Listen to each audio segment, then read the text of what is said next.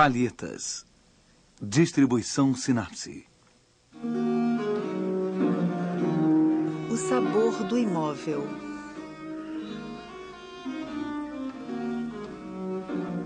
A Arraia.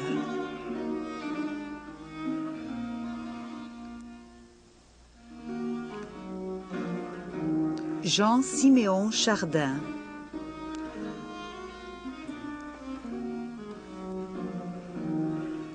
Museu do Louvre, Paris.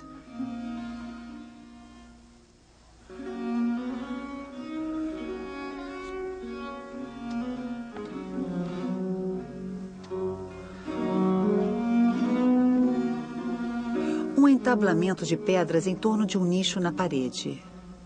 Um vaso de argila coberto de verniz verde escuro. Uma escumadeira. Um caldeirão de cobre com alças de ferro fundido. Uma panela de cobre vermelho com cabo de ferro. Uma garrafa de vidro opaco cheia de vinho. Uma faca com cabo de chifre preso por 4 cravos. Uma toalha em tom verde claro. 2 peixes de água doce. Ostras abertas. Um prato de cerâmica envernizado. Pequenos alhos porós. Uma caixa para condimentos de madeira torneada. Um almofariz, utensílio de madeira cujo pilão servia para socar o sal grosso. Um gato de rua de focinho malhado. Uma arraia pendurada num gancho. Seu ventre está aberto. As vísceras foram retiradas.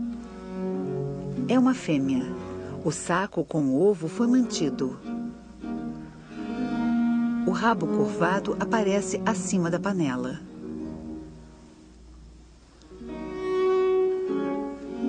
Não se conhece a formação artística de Chardin.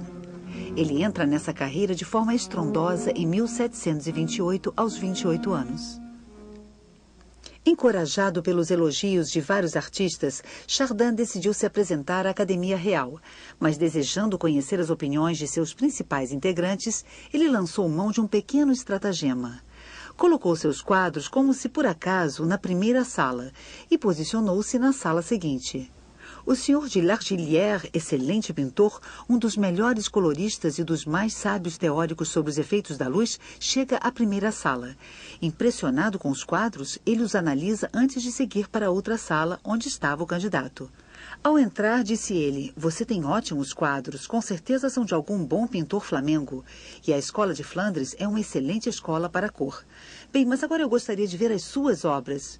"Mas o senhor acaba de vê-las." "O quê? São seus quadros?" "Sim, senhor." "Oh, apresente-se, meu amigo, apresente-se." Assim, o Sr. Chardin foi aprovado com aplausos gerais. Entre os seus primeiros quadros apresentados figuram o Buffet e a Arraia. Como era costume na época, Chardin os oferece à Academia Real. Os quadros permaneceram na coleção da Academia e estavam entre os primeiros a figurar na fundação no Museu do Louvre em 1793. O gênero que hoje chamamos de natureza morta já existia na antiguidade. Nas sepulturas egípcias, pinturas mostram as oferendas rituais feitas aos mortos. Os pintores gregos ou romanos costumavam representar conjuntos de objetos decorativos. Os pintores da Renascença colocam em suas cenas históricas ou religiosas objetos que assumem grande importância simbólica.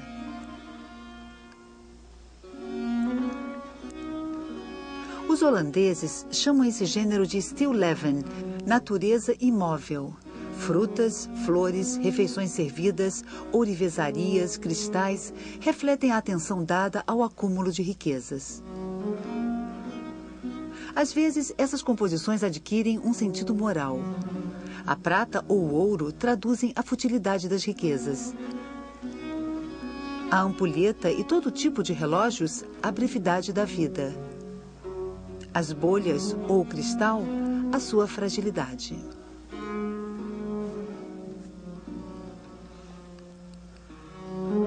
mesmo em Caravaggio, num outro universo pictórico, uma simples cesta de frutas torna-se a evocação da beleza esmaecida e da corrupção.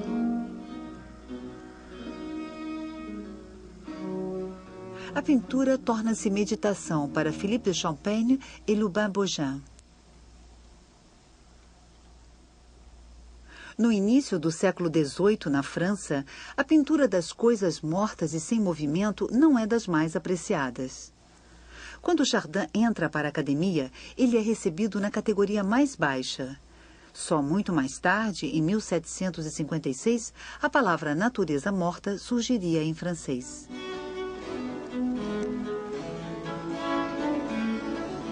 Se eu encaminhasse meu filho à pintura, este é o quadro que eu compraria.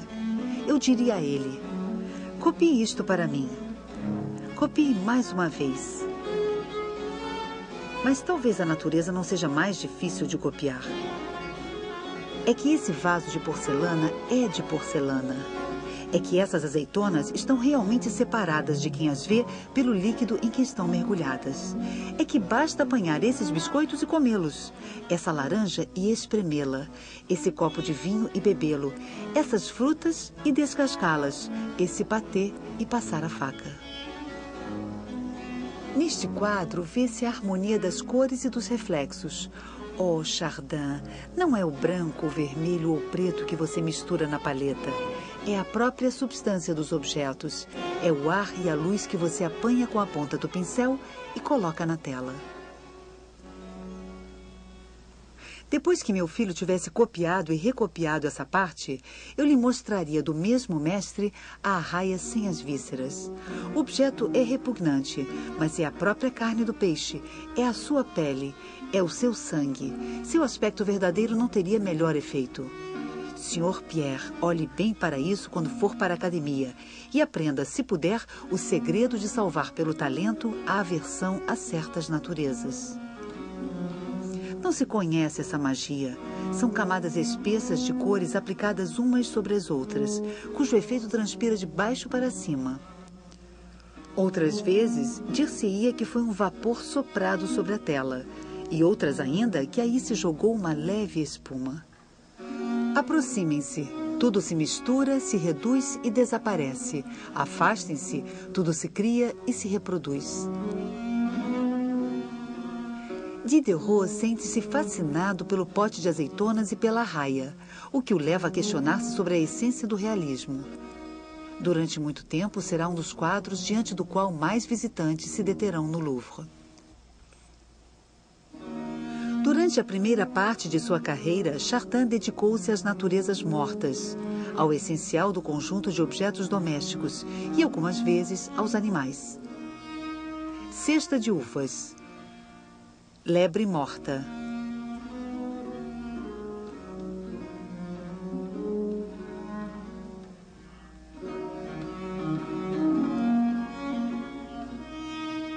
Cardápio magro.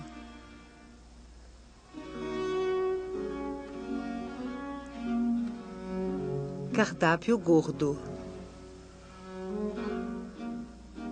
A partir de 1733, Chardin, talvez descontente por se ver limitado às naturezas mortas, começa a pintar cenas do cotidiano.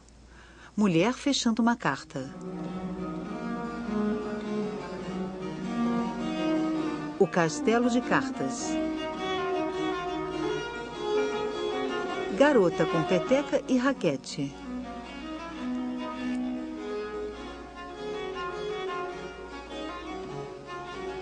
O jovem desenhista. Ensinando a orar. É claro que, simultaneamente, ele continua produzindo naturezas mortas. Caldeirão de cobre. Sala de fumar. Caldeirão, escumadeira e cântaro.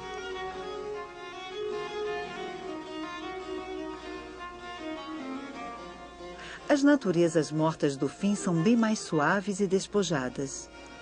Os animais mortos desaparecem. Melão aberto. Cesta de ameixas. Brioche.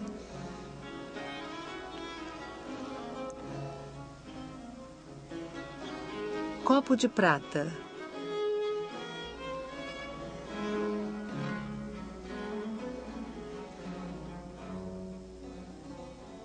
Bandeja de pêssegos com nozes, faca e copo de vinho pela metade.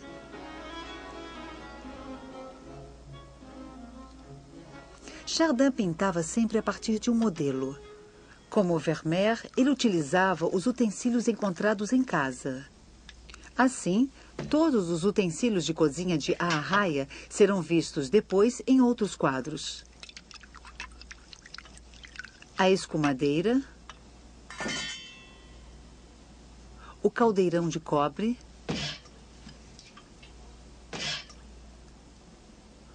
o almofariz, a caixa de condimentos, o vaso de argila verde aparece em vários quadros, depois desaparece em definitivo, provavelmente quebrado um dia. Outros objetos também irão aparecer em várias telas. A talha de cobre é tema principal de uma natureza morta. Depois, acessório de uma cena cotidiana. Ou ainda relegada a segundo plano em outra cena. O copo de prata, parte do inventário de bens de Chardin, está presente em sua pintura desde o início de sua carreira. Ele é roubado em março de 1759 do apartamento que o pintor ocupa no Louvre, por um certo François Renaud. O empregado encontra a porta do apartamento aberta, rouba o objeto e corre para Pont-Neuf, onde o vende para uma florista. Depois de recuperado, o copo será visto em todos os últimos quadros de Chardin. Dos pintores holandeses, Chardin herda o dom apurado da encenação. Mas ele utiliza objetos os mais comuns e os reúne a despeito da lógica culinária ou mobiliária, talvez apenas por suas qualidades formais. Antes de trabalhar com o pincel, Chardin passa um bom tempo pondo em cena os objetos que ele decidiu combinar.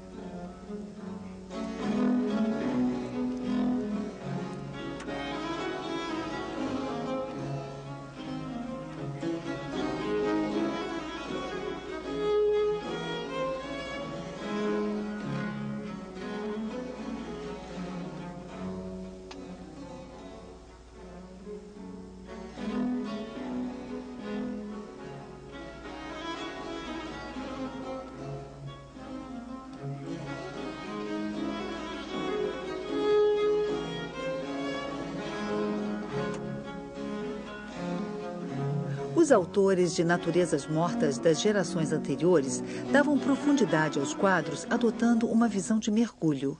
Chardin delimita a sua composição, localizando-a numa espécie de nicho na parede. E se coloca muito abaixo, pouco acima da superfície onde estão colocados os objetos.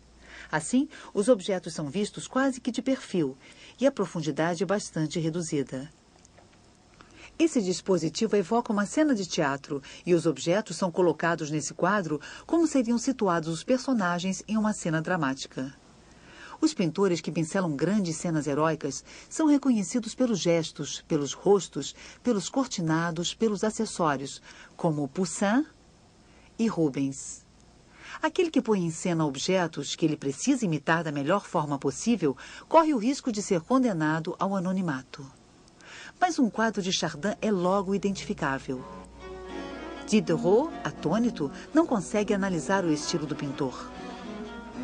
É uma energia de cores incrível, uma harmonia geral, um efeito picante verdadeiro, belas massas, uma desesperadora magia do fazer, um saboroso prato de um cardápio variado. Diante de um Chardin, para-se como por instinto, como um viajante cansado que se senta, quase sem se dar conta, num lugar onde ele encontra vegetação, silêncio, sombra, água e frescor.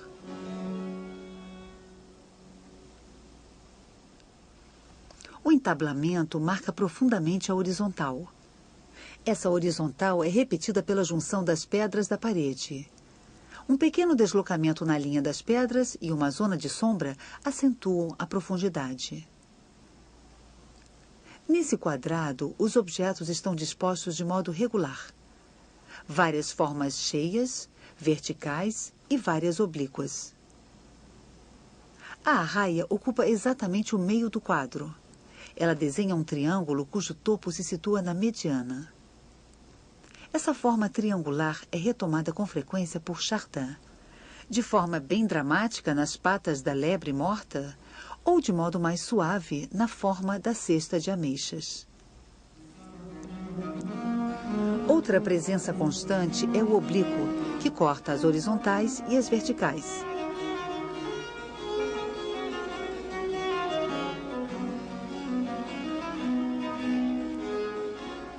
A faca oblíqua saliente é um artifício herdado da natureza morta holandesa e daria uma impressão de relevo. É também o objeto representado com mais frequência por Chardin. Mesmo que Chardin deixe um vazio ao redor da arraia, a composição parece bem cheia. Depois, o pintor utilizará cada vez mais o vazio até o completo despojamento. Essa geometrização progressiva do espaço seduzirá mais tarde Cézanne e os pintores cubistas. As formas redondas, fechadas e bem delimitadas da cena deveriam fornecer uma impressão de ordem e serenidade. No entanto, há 3 zonas desordenadas.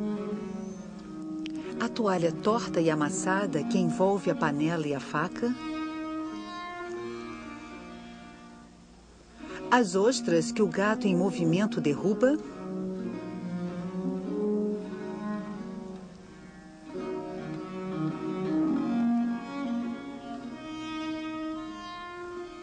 O rasgo no flanco do animal que introduz no centro do quadro a maior perturbação formal e cromática.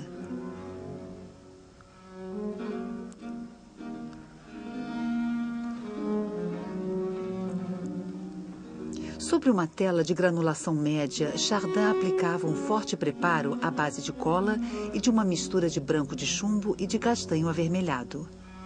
Ele pintava primeiro as partes escuras, a seguir as semi-escuras e, finalmente, as cores vivas. Iniciava-se, então, um longo trabalho de combinação. O pintor procurava harmonia entre as diversas partes, fundindo pouco a pouco as cores. Levava também em consideração os reflexos recíprocos das diversas cores. A pincelada é espessa, muito trabalhada. Os contemporâneos a qualificavam de raboteuse, isto é, áspera, grossa.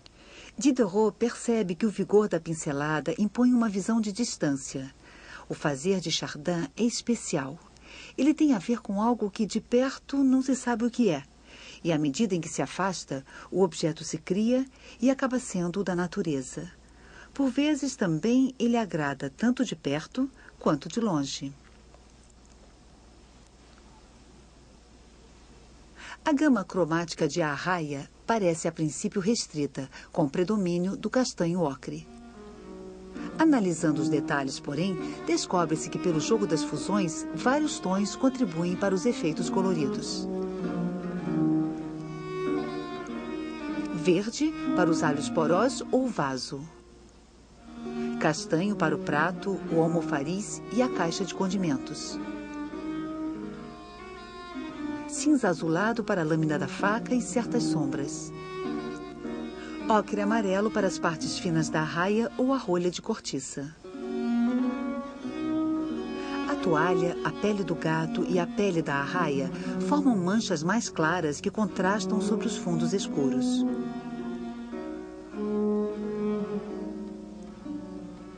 O branco da arraia é mesclado de cinza e trabalhado sobre uma camada cinza esverdeado e ocre, de forma a dar o aspecto nacarado tão característico da pele do ventre do peixe. A cor de carne sangrenta se destaca no centro da cavidade visceral.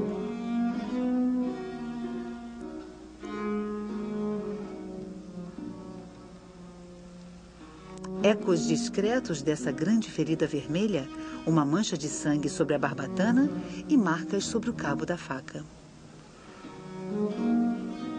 O mesmo vermelhão, com uma transparência cada vez menor dos reflexos, é utilizado para a garrafa de vinho, para o cobre da panela e para a cor quente da parede do fundo. A encenação de um quadro como a Arraia não é suficiente para explicar a atração do espectador. À primeira vista, Chardin reúne os elementos de uma refeição. O animal representado é uma arraia, identificada por seu nariz menos pontudo que as outras espécies de arraias e por suas escamas em forma de cachos. O quadro evoca, pois, a cozinha, um lugar onde se elaboram divisões fundamentais entre o cru e o cozido, o sólido e o líquido, o salgado e o doce, o gordo e o magro, o animal e o vegetal, o peixe e a caça. A imagem marca bem uma forma de separação, distinguindo o vivo à esquerda, o inanimado à direita. O que se come e se bebe no centro e o que serve para cozinhar ou para comer dos lados. E entre o que se come cru, as ostras, e o que se come cozido, os peixes. Nos países católicos não se comia carne às sextas-feiras, somente peixe. E o espetáculo proposto é o de uma refeição que acontece no dia da morte de Cristo. É também na cozinha que certas transgressões são permitidas. Para preparar as iguarias, é preciso antes fazer com que os alimentos passem do estado de objetos repugnantes ao de alimento comestível. Descascar os legumes sujos de terra, matar e sangrar as aves, esfolar a caça, retirar as entranhas e as escamas, são atividades sujas que conservam uma parte de selvageria e fazem da cozinha um local quase que sagrado. Enfim, sendo um lugar reservado às mulheres, a cozinha atrai as crianças. Assim, encontra-se em Chardin, pintor da infância e da adolescência, um resto do olhar ingênuo que atribui aos instrumentos insólitos da cozinha personalidades familiares ou patibulares. Os utensílios se reúnem num círculo respeitoso em torno da imponente talha de cobre. Ou parecem brigar pelos restos de comida, ou ainda se pavoneiam cobertos de reflexos. A preocupante faca não representa apenas uma ilusão pictórica. Presente em quase todos os quadros, ela lembra seu maléfico poder. É ela que corta, trincha, esfola e pode matar. Impressionado como Diderot pelo vigor sugestivo da arraia, um outro escritor, Marcel Proust, interpreta a personalização dos objetos. Venham agora até a cozinha, cujo acesso está bem guardado pela tribo de vasos de todos os tamanhos, servidores eficientes e fiéis, raça laboriosa e bela. Sobre a mesa, as facas ativas, que atingem direto o alvo, descansam num ócio ameaçador e inofensivo. Porém, acima de vocês há um monstro estranho, fresco como o mar onde ele ondulava. Uma arraia suspensa, cuja visão mescla ao desejo de gulodice o charme curioso da calmaria ou das tempestades do mar, do qual ela foi formidável testemunha. Fez-se passar por uma lembrança do Jardim das Plantas, através de um sabor de restaurante. Ela está aberta e pode-se admirar a beleza de sua arquitetura delicada e vasta, tingida de sangue vermelho, de nervos azuis e músculos brancos, como a nave de uma catedral policromática. Ao lado, no abandono da morte, os peixes estão retorcidos em uma curva tensa e desesperada, com os olhos saltados de barriga para baixo. E ainda um gato, superpondo a este aquário a vida obscura de suas formas mais sábias e mais conscientes, com o brilho de seus olhos sobre a arraia, maneja com uma pressa lenta o veludo de suas patas sobre as ostras erguidas, revelando ao mesmo tempo a prudência de seu caráter, a cobiça de seu paladar e a temeridade de sua ação. O olho, que gosta de brincar com os outros sentidos e de reconstituir com o auxílio de algumas cores mais do que todo um passado, todo um futuro, já sente o frescor das ostras que vão molhar as patas do gato. E já se pode ouvir, quando esse amontoado precário de nácares frágeis sucumbir sob o peso do gato, o pequeno grito de sua rachadura e o trovão de sua queda.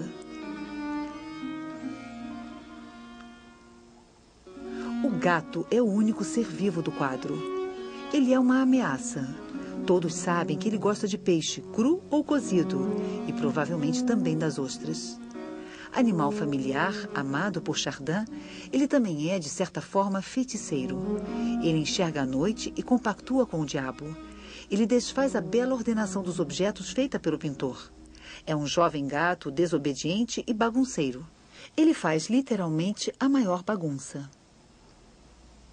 A arraia é um animal que dá medo. Suas nadadeiras parecem asas. Ela parece voar embaixo da água. No imaginário da antiguidade, ela está entre os monstros marinhos mais assustadores. Alguns hábeis artesãos utilizavam as asas, o rabo, o esqueleto e a pele seca de algumas arraias para fabricar múmias de sereias e outros seres mitológicos, com os quais enfeitavam certos gabinetes. Ao lado desses monstros figurava a verdadeira arraia embalsamada. Até mesmo na enciclopédia de Diderot e de Alembert, contemporâneos de Chardin, a arraia permanece um ser fantástico. Antes de Chardin, outros pintores haviam figurado o peixe.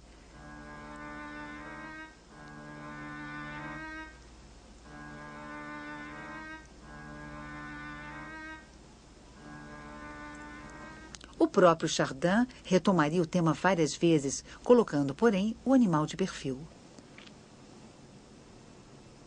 Isto porque, vista pela face ventral, a arraia apresenta um rosto com boca e narinas que parece fazer uma careta. Suspensa por um gancho no centro do quadro e mostrando a sua face mimética, a arraia atrai o olhar do espectador, que não pode deixar de identificar o animal com uma espécie de personagem humano. Esse dispositivo, que também lembra o boi de Rembrandt, evoca os esfolados das aulas de anatomia ou as cenas de martírio e crucificação.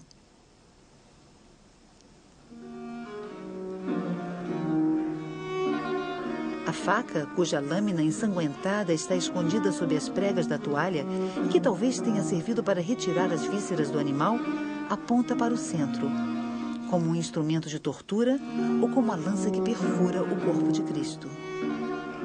O homem precisa comer para sobreviver. Assim, os gestos ignóbeis necessários à preparação do alimento imitam a cada dia, na intimidade das cozinhas, cenas de assassinato e de sacrifício muito mais terríveis. É essa dimensão selvagem, mas escondida da sociedade, que põe involuntariamente em cena a arraia. Em meio a essa reunião de objetos, o peixe aberto e ensanguentado traz para o quadro a violência de uma cena histórica.